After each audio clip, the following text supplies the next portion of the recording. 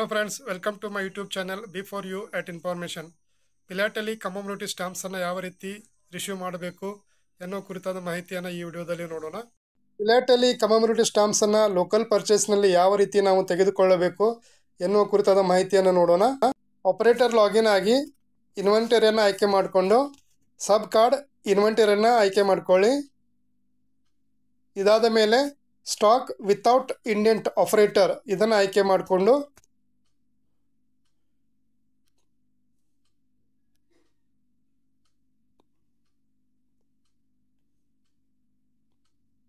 Main ಕಾರ್ಡ್ನಲ್ಲಿ ಫಿಲಾಟಲಿಯನ್ನು ಆಯ್ಕೆ ಮಾಡಿಕೊಳ್ಳಿ.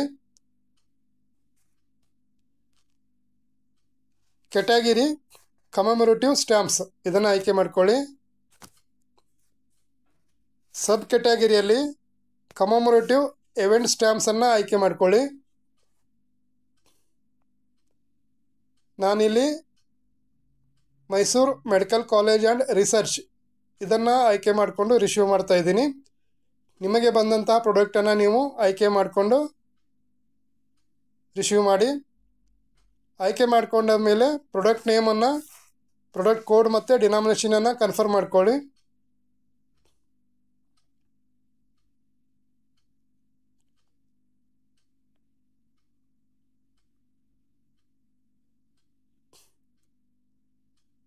ಬಂದಿರುವಂತಹ ಕ್ವಾಂಟಿಟಿಯನ್ನು ಎಂಟರ್ ಮಾಡ್ಕೊಳ್ಳಿ ಫ್ರೆಂಡ್ಸ್.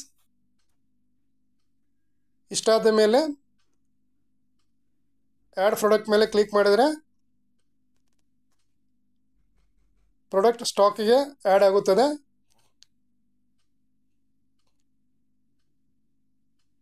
ಕೆಳಗಡೆ ಸ್ಟಾಕ್ ಡೀಟೇಲ್ಸನ್ನು ಚೆಕ್ ಮಾಡ್ಕೊಳ್ಳಿ. ಆ್ಯಡ್ ಸ್ಟಾಕನ್ನು ಕ್ಲಿಕ್ ಮಾಡಿಕೊಂಡ್ರೆ ನಿಮಗೆ indent request I D generate ಆಗುತ್ತದೆ. ರಿಕ್ವೆಸ್ಟ್ ಐ ಡಿಯನ್ನು ನೋಟ್ ಮಾಡ್ಕೊಳ್ಳಿ ಫ್ರೆಂಡ್ಸ್. ಇದಾದ ಮೇಲೆ ಸೂಪರ್ವೈಸರ್ನಲ್ಲಿ ವೆರಿಫಿಕೇಷನ್ ಇದೆ, ಅದನ್ನು ನಾವು ಮುಂದೆ ನೋಡೋಣ. ಫ್ರೆಂಡ್ಸ್, ವಿಡಿಯೋನ ಲೈಕ್ ಮಾಡಿ, ಶೇರ್ ಮಾಡಿ, ಸಬ್ಸ್ಕ್ರೈಬ್ ಮಾಡಿ. ನಿಮ್ಮ ಸಹಪಾಠಿಗಳಿಗೆ ಇದನ್ನು ಸಾಧ್ಯ ಆದಷ್ಟು ಶೇರ್ ಮಾಡಿ. ಅವ್ರ ಕೆಲಸಕ್ಕೆ ಅನುಕೂಲ ಆಗುವ ರೀತಿಯಲ್ಲಿ ನಾನು ಈ ವಿಡಿಯೋನ ನಿಮಗೆ ನೀಡ್ತಾ ಇದ್ದೀನಿ. ದಯವಿಟ್ಟು ಸಹಕರಿಸ್ರಿ. ಸೂಪರ್ವೈಸರ್ ಲಾಗಿನ್ ಆಗಿ ಅದರ್ಸ್ನಲ್ಲಿ ಹೋಗಿ ಇನ್ವೆಂಟರಿನ ಆಯ್ಕೆ ಮಾಡ್ಕೊಳ್ಳಿ. ಸಬ್ ಕಾರ್ಡ್ ಇನ್ವೆಂಟರಿನ ಕ್ಲಿಕ್ ಮಾಡಿಕೊಂಡು ಇಲ್ಲಿ ಸ್ಟಾಕ್ ವಿತೌಟ್ ಇಂಡೆಂಟ್ ಸೂಪರ್ವೈಸರ್ ಈ ಆಯ್ಕೆಯನ್ನು ನೀವು ತೆಗೆದುಕೊಳ್ಬೇಕು. ನಂತರ ಅಲ್ಲಿ ನಿಮಗೆ ರಿಕ್ವೆಸ್ಟ್ ಐ ಡಿ ಶೋನ್ ಆಗುತ್ತದೆ. ನಿಮ್ಮ ರಿಕ್ವೆಸ್ಟ್ ಐ ಡಿಯನ್ನು ಆಯ್ಕೆ ಮಾಡಿಕೊಂಡು ಅದರ ಮೇಲೆ ಕ್ಲಿಕ್ ಮಾಡಿದರೆ ಎಲ್ಲ ಡೀಟೇಲ್ಸ್ ಶೋನ್ ಆಗುತ್ತದೆ.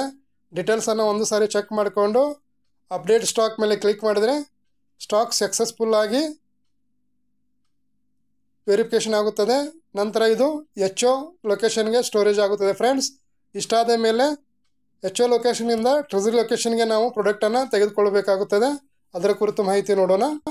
ಮತ್ತು ಆಪರೇಟರ್ ಲಾಗಿನ್ ಆಗಿ ಅದರ್ಸ್ನಲ್ಲಿ ಹೋಗಿ ಟ್ರೆಜರಿ ಮಾಡೆಲನ್ನು ಆಯ್ಕೆ ಮಾಡಿಕೊಳ್ಬೇಕು.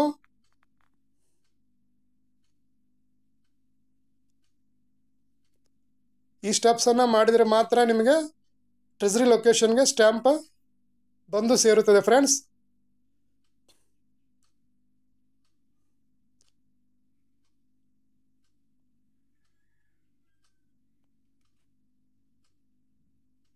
ಟ್ರೆಜರಿಯನ್ನು ಆಯ್ಕೆ ಮಾಡಿಕೊಂಡು ಸ್ಟ್ಯಾಂಪ್ಸ್ ಸ್ಟೇಷನರಿ ಸಬ್ ಕಾರ್ಡನ್ನು ಆಯ್ಕೆ ಮಾಡಿಕೊಳ್ಳಿ.